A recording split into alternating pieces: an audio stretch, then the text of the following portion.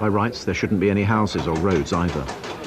But we don't have much land that comes close to being wilderness in Britain. And what we do have is compromised by ski lifts, organised hunting, pest control, forestry, even by its own history. The idea of wild places working out their own destiny has never found much favour here. And we seem to feel more at home in our snug and tidy domestic countryside. Yet if we value nature at all, shouldn't we also make some room for naturalness? Wouldn't it be good for us to have a few places that challenge our assumption that we always know best? They might just help us understand more about our place in the natural scheme of things.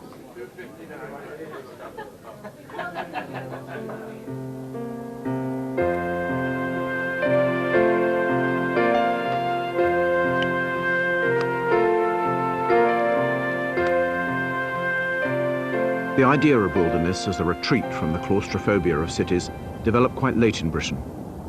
Until well into the 19th century, cities were regarded as the pinnacles of order and civilization.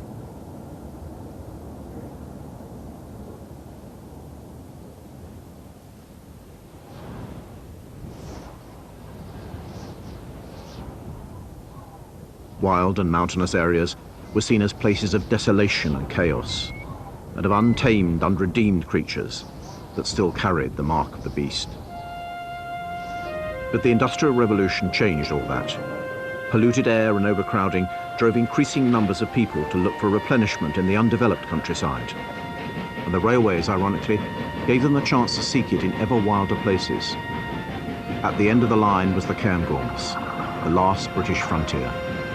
You could have many different visions of wilderness here, in the spectacle of big animals roaming free, in ancient rockscapes, in the sheer sense of space and limitlessness. The wilderness, I first encountered in 1938.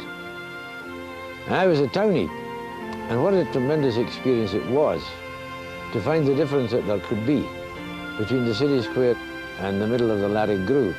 I was in touch for the first time in my life with wilderness land, and I instantly fell in love with it.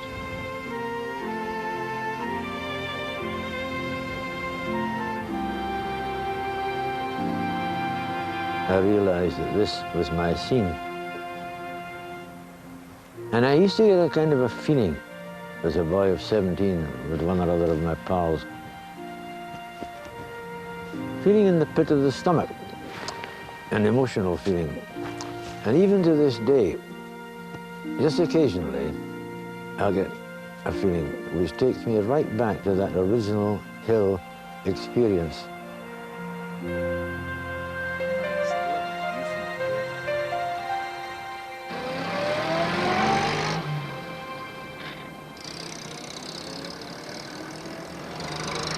I first went to the Cairngorms with my parents when I was probably about 5 or 6 years old. I didn't regard it as wilderness. That was a concept I learned later on as a scientist. I just found it a fascinating place.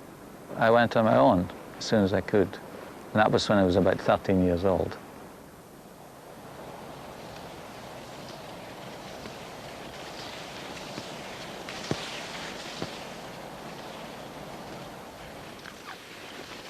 The first time I saw a ptarmigan was the first time I'd been onto the higher ground, so it was this incredible excitement. And I remember getting near the top of the hill and suddenly seeing this, what I thought was a stone moving, and this was a cock ptarmigan on a rock, beautifully camouflaged, and beside him was a hen, slightly browner. And they let me get up very, very close. I thought, oh my goodness, that's the most beautiful bird I've ever seen. It was almost the spirit of the Cairngorms, because it lives there all year round. Some of the other birds just come for the summer.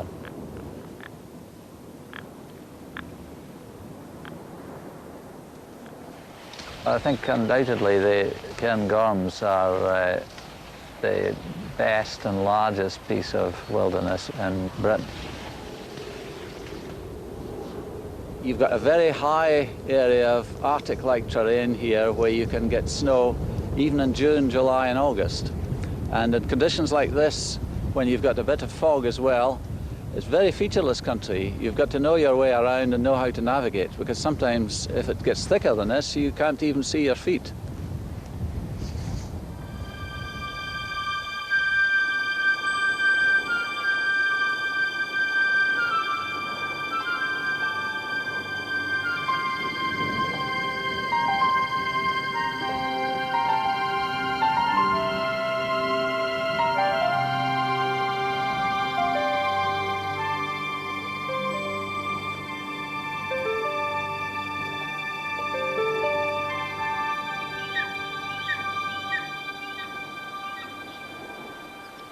My first introduction into the Highlands was from a bike. And I passed through this country, and I just looked at it and I saw the mountains, I saw the lochs and the high corries with snow still in them, and I just could not believe my eyes that such a place existed in Scotland. And I remember very well the first time and seeing an eagle. The eagle's wingspan was so massive and it was flying so easily, soaring high in the sky. And as I watched, the eagle began to plummet. As she came nearer and nearer, the huge wings just opened and the tail fanned out, and she just launched gently onto the eyrie. That was a creature that was to stay with me right on into my working life.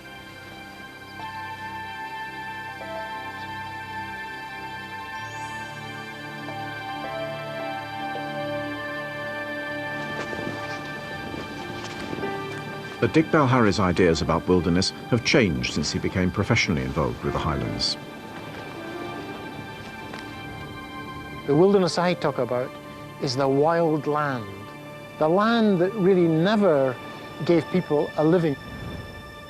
The tops of our mountains, those areas of where people never actually built their homes and lived a life, if you like. Whereas the glens, that's where people lived, and that's where we need people living. You're in a place called Glen Elchig, where I was born and bred. My people came from this glen and this area. And of course it means a great deal to me because of that. Remote and self-sufficient communities like this have always clustered around the margins of the wilderness. There has been a lot of changes. The biggest change in all, of course, is that there are not so many people. As even when I was young, this glen was highly populated with people that were working on estates and mostly to do with deer, and the rest of the population would be crofters who relied a little on estates as well, because they got part-time work there in the summertime. But perhaps an even greater change has been in the lifestyle of the human settlements. The old crofting communities lived much like the other creatures of the wilderness edge, grazing and raising families in the glens and hunter-gathering in the wild uplands. Life here, even in the glens, is a constant battle against distance and loneliness. Postal service to the distant parts of Glen Elchig was absolutely fantastic in those days. Postmen sometimes had to walk 4 miles to a lonely keeper's house, and he did it 3 times a week, which is actually a better service than we get nowadays. In those lonely houses, where there was a gamekeeper, say 5 or 6 miles beyond this glen, and there was children, the education department supplied them with what was called then a side school teacher. Well, I have very fond memories of this glen. I was working here when I was about 17-year-old. I went to teach a gamekeeper's family up at the far end of the glen here, and 21 miles from there up into Pat Forest. I wanted to see what these very isolated places were like. And they did live differently. I was homesick, I must admit, for the first few days, but then I settled in with the family and I was quite happy.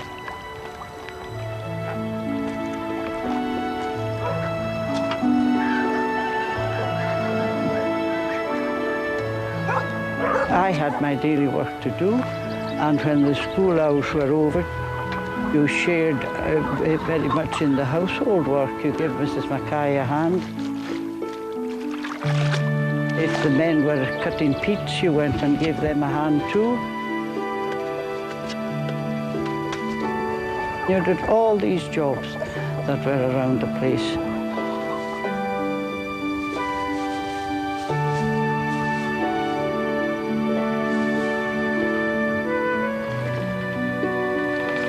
I think they had a very lovely way of life up there. They worked very close to nature and seemed to be contented, and they never seemed to want.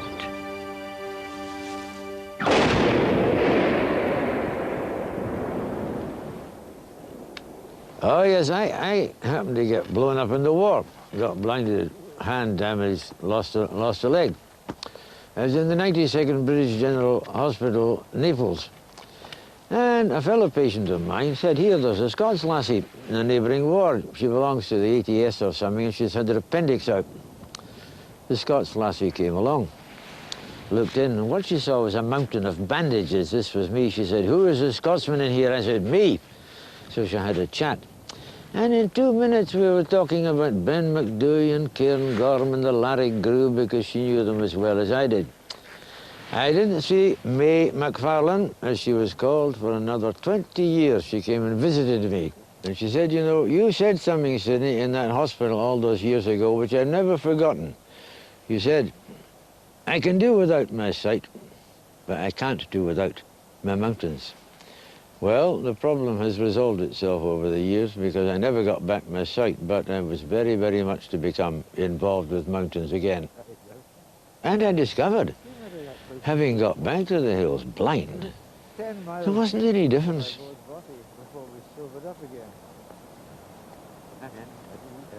The wilderness experience was not an oral one or a visual one. It was an inner one. It was something that happened inside.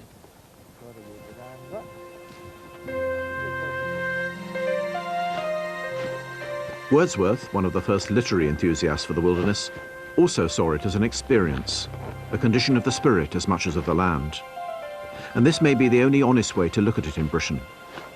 Even Cairngorm would be ruled out if we took the strict definition of wilderness as land untouched by human hands. In these hills, we've waged war on the big predators and destroyed the natural forests. There are pesticides in the snow and shotgun lead in the soil. Yet though it may only be a partial wilderness, it has a palpable wild aura. And it's appreciated in a unique way by every kind of visitor.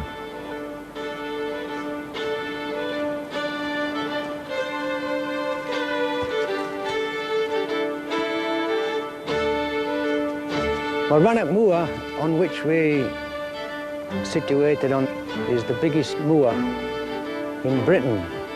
It's the most densely populated deer country in the whole of Scotland. On this 81 square miles live only 8 people. It's so wild and remote that there's places which are so boggy that you can't even get to, but they support a great deal of wildlife because of the wetness and the wildness and the wilderness.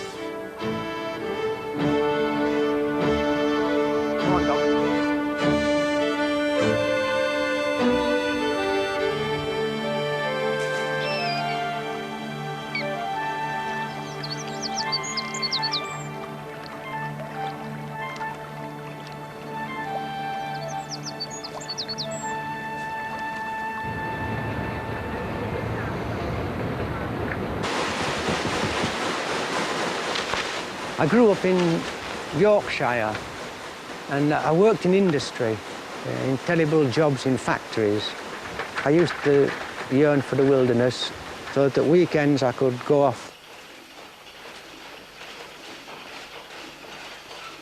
During the time I worked in these factories, I was married, and my wife and I had an agreement that when our 2 children were self-sufficient, it might not be a bad idea if I were to go and live in the wilderness permanently. And that was what happened. And we parted the best of friends 23 years ago. And I took a long stroll up the Pennine Way. Come on, the hill. And eventually finished up here at Loch Ossian, where I've been ever since. My work here involves looking after the hostel, which concentrates on giving cheap accommodation for young people.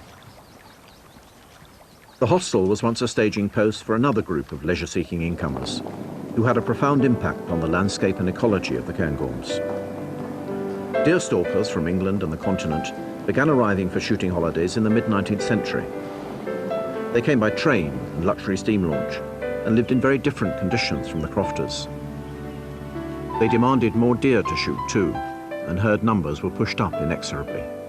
But stalking did at least provide alternative employment for the displaced crofters.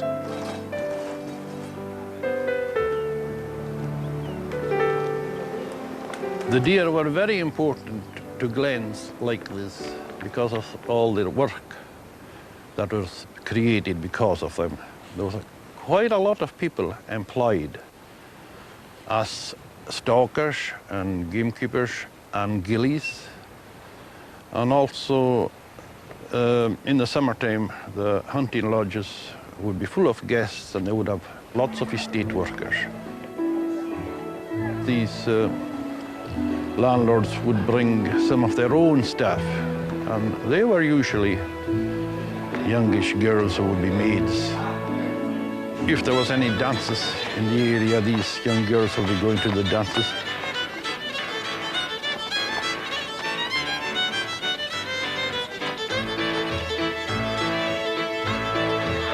I remember one year, 2 of these young girls got married to 2 of the young natives.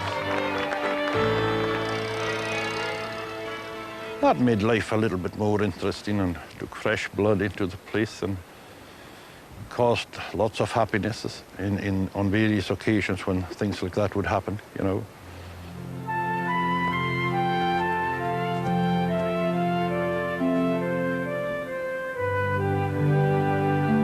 I remember stalking over on that mountain once.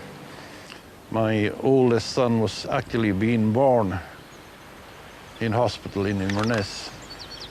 I went out stalking anyway. I actually shot a royal stag.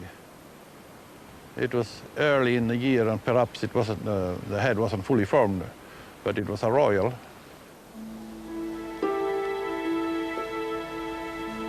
The deer can smell you for miles, so that you've got to come in against the wind to wherever they are. Also, they generally have a sentry with them. When you do see them, you have to choose every little bit of cover.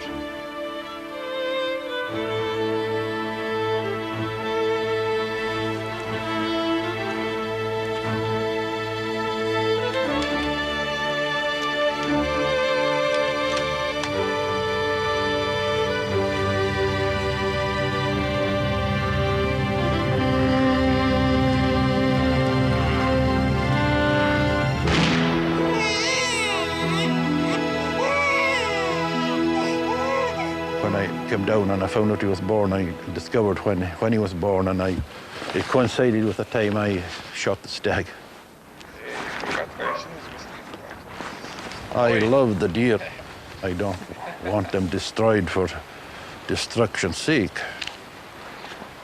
They're too beautiful an animal just to kill them for the pleasure of killing them.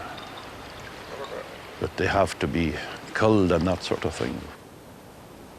When I first came to Cairngorms in 1943, there were lots of deer, but the numbers have increased greatly since then. They were already so high in the 40s and 50s that no young trees were managing to regenerate naturally. The natural vegetation of Cairngorm is what has become known as the Old Caledonian Forest, an open, mixed-age, self-seeding woodland of native Scots pine. Most of this was destroyed by logging, and then by sheep and deer, which browsed away any new saplings. And more recently, very different tree lands, dark plantations of exotic conifers, have spread like a pall where the old forest grew.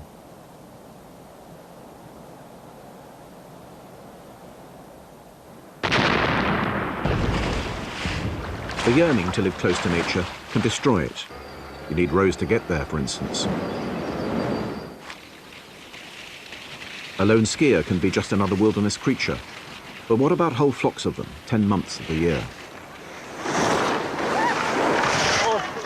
Before the ski lift began, skiers, including me, came here in the 40s and 50s to ski here because it was one of the best snow-lie areas in Scotland. There's now a major ski area here, Cairngorm. It has the largest number of skiers of any of the Scottish ski areas. I can remember this place coming to Cairngorm when I was 13 years old, and there was a potholed dirt road from Coiling Bridge to Glenmore, and there was no road beyond that. There was a path up to Cairngorm, but no road. As the business built up, they built extra toes on different parts of the hill. And what you've got is a chairlift which operates at all seasons and takes walkers up in the summertime, and also tourists that don't want to walk far, just want to go up for the view.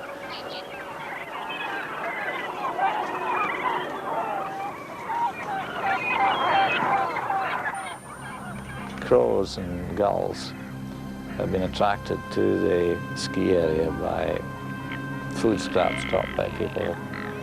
And the ptarmigan are very vulnerable to predation because they nest in the open. And so on Cairngorm itself, most of the ptarmigan nests now get robbed by crows. And so the birds' numbers have declined. Even in these vast empty spaces, we refuse to let go of the reins. The golden eagle should be in control here. Each pair patrols something like 25 square miles of territory, and they are the pure essence of Cairngorm wilderness. But like wolves driven into extinction 300 years ago, they've been anciently persecuted. There are still some sheep farmers who believe, against all the evidence, that eagles regularly take live lambs and household pets, as well as rabbits and hares. Between 1979 and 1989, there were 40 proven cases of eagles being deliberately killed in Scotland.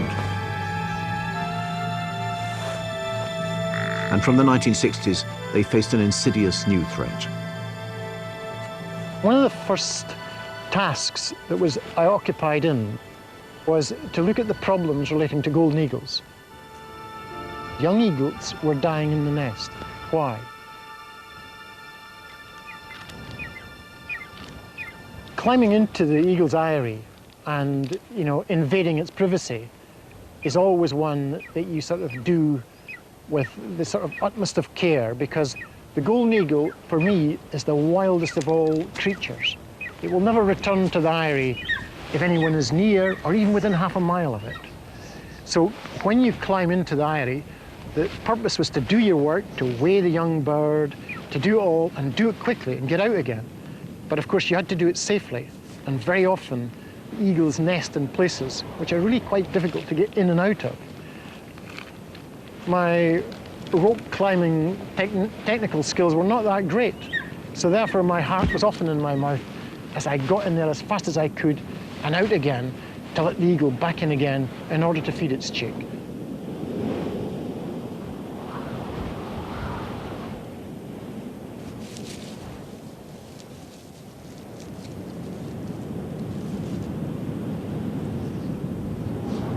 In his research in the 1960s on 50 pairs of golden eagle on the northwest coast of Scotland, Dick Balharry found that of those that fed chiefly on sheep carrion, 90% failed to breed successfully. Now, of course, the big real interest in this is not so much as the fact that the golden eagles were dying, it was why were they dying? And they were dying because of sheep dip that was going on to sheep twice annually into the body fats of the sheep where they were being stored. And as the sheep died, and golden eagles feed 60% on carrion, then the eagle digested the poisons but couldn't get rid of them. We realized that it was two poisons, dieldrin and aldrin, that was the cause of this problem.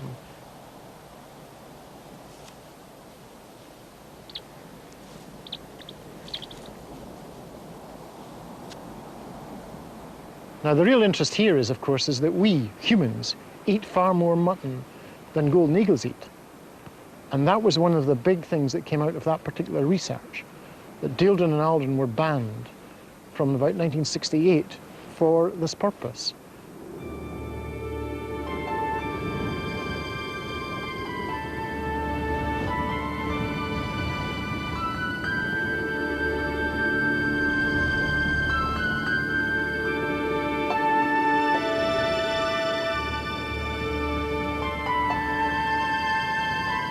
Adult eagles can live to good ages and were able to ride out the time when pesticides made them sterile. Now there is the chance for them to spread beyond their old territories. In my work, searching for golden eagles, I've seen many martins, and particularly at the den. In the early 1960s, pine martins were very rare. It was even thought they might be even extinct. And it was more and more a challenge for me to see this animal, to take pictures of it, and to find out how it ticks. And one day, I was climbing a mountain and I saw this animal up in a tree. I thought, that's funny, a big furry animal, about the size of a small cat, brown and a beautiful neck, sort of a yellow apricot neck, lovely, lovely gold-trimmed ears and whiskers. Beautiful animals they are. And I saw this beast and I thought, this is the pine marten, lovely. And I remember climbing down, and sure enough, this was a female, and she'd young in a crevice. And she actually pounced on my shirt, and had a khaki shirt on, and these very sharp claws, because her claws are very sharp, non-retractable. Unlike a cat, you can sheath them. The pine martens are out all the time for climbing. And she just jumped in my arm and sprung away again. And that was enough for me. That was the warning. And I thought, no, I'm getting out of here. And I left her to it. Pine martens and eagles are probably the two creatures I love the most. The most moving experience in that situation of sitting there watching this great bird was when it brought in a pine marten. It was a young one, brought it in still warm and started feeding it to its chick.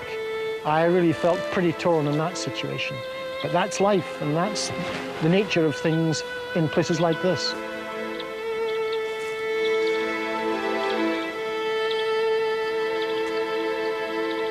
My wife Margaret and I were sitting on top of Riach at an altitude of 4,248 feet. Nobody else around, perfectly silent.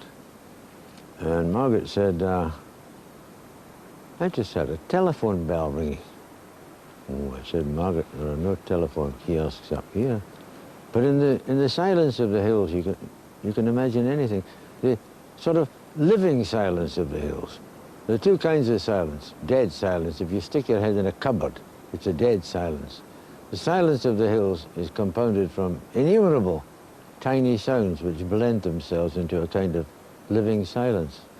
I said, Margaret, I've often imagined things. I've heard infants crying in this silence. I've imagined Leopold Stokowski and the symphony orchestra playing the Great Gate of Kiev. Margaret said, I heard a telephone ringing. She got up and went round the back of the cairn, and it was a reindeer with a bell round its neck. The reindeer was a native Scottish animal driven to extinction in the 12th century. These are deliberate, half-tame reintroductions. When I came here, I realized there was a lot of deer, and I decided to try and tame one or two of them, which I did by leaving food out at nights. So now I have 2 or 3 who will eat from my hand. Windswept is one of my deer. He is my favorite deer. And although he's extremely tame,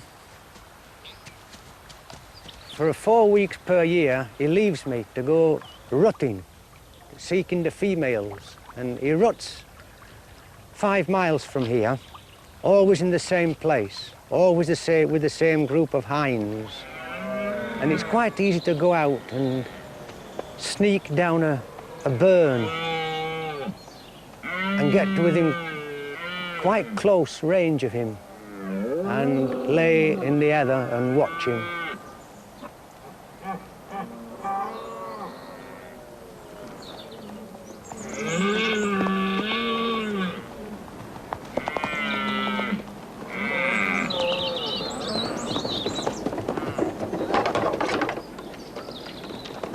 The rutting season, then we had plenty of noise.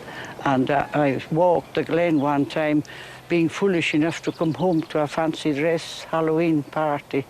And I was terrified out of my wits when this roaring started in Correch. And, well, I kept on thinking, will the next one get me? But I think they were more frightened of me than I was of them.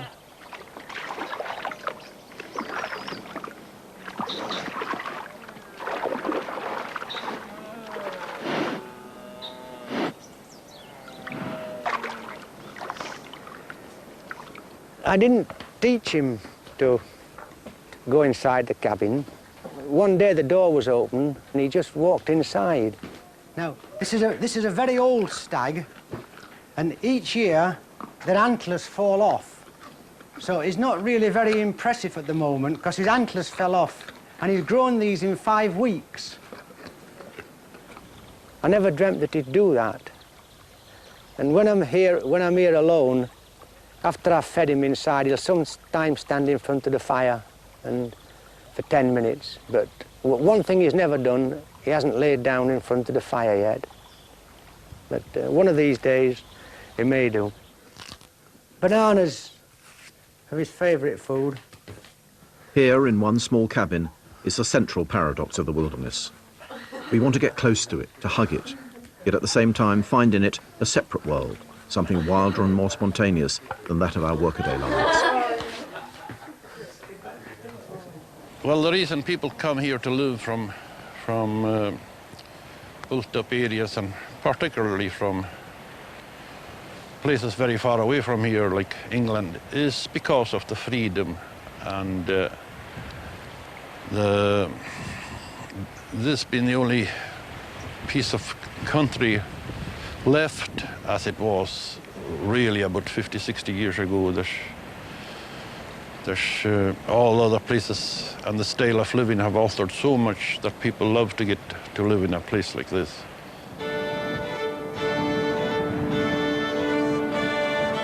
Well, the reason I've stayed here so long is this freedom to roam. In Scotland, we have freedom to roam. In unenclosed land, mountain and moorland, a person can roam at will anywhere. The gamekeepers and the deer stalkers actually welcome you. The trouble is nowadays there are too many people around. Wilderness land implies an absence of Homo sapiens, or as few of them as possible. The cairngorms myself and my contemporaries remember from 50 to 60 years ago were comparatively empty. Now, for some reason or another, there's been an explosion.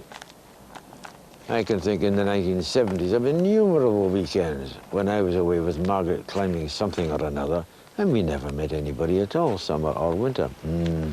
Now you'd be very lucky not to meet hundreds of people. I went back to Pat. Somebody said to me, "Oh, don't go back, you'll be very disappointed." I had to walk the 12 miles through Correch. Down at the far end, when I got to the top end of Glenelg there, the 3 homesteads are empty. Nobody there.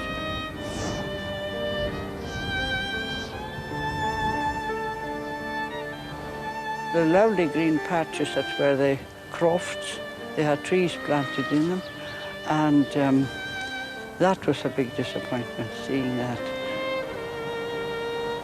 The people that were in this glen have moved mostly into towns, and also they were not replaced when they got too old to work on the estate or something like that. We bring such different expectations to our places. Some mourn the end of the small human communities that eked out a frugal living here. Others find the crowds of new pilgrims oppressive.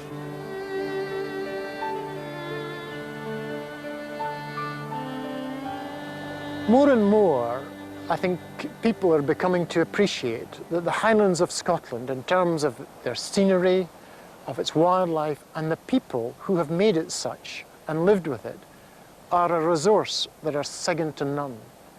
And I've yet to see the equivalent, the great diversity from north to south, from east to west, from mountain to loch, from moorland to seaside shore.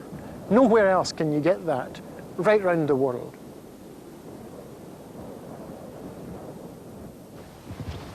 I will attempt the cable track, old, stiff and retrograde, and get some pal to push me on, should resolution fade. For I must see Black Meikle Pap against the starry sky, and watch the dawn from Loch Nagar once more before I die. The golden plover whistled there before the fall of man, and you can hear the brittle croak of lonely Ptarmigan. No heather there but boulders bare and quartz and granite grit and ribs of snow bleak, old and grey as I remember it. And if I do not make the top, then sit me on a stone, some lichened rock among the screes, and leave me there alone.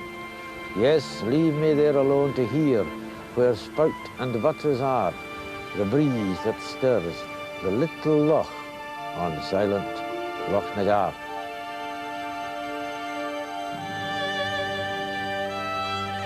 Wilderness is not about an absence of people. It's about a particular relationship between people and nature, where we step down from the throne for a while, learn to be guided by nature, set limits for ourselves. And it is, I think, the most vivid expression of what we're losing throughout the British countryside. The sense that as humans, we're partners in a larger community of living things. Over the past weeks, I've sent postcards from the fished-out seas of Cornwall and bulldozed orchards of Kent. And in every case, it isn't human presence that is destructive, but our arrogant insistence on staying in control. Every new, harmonious relationship we forge is a step back to sanity.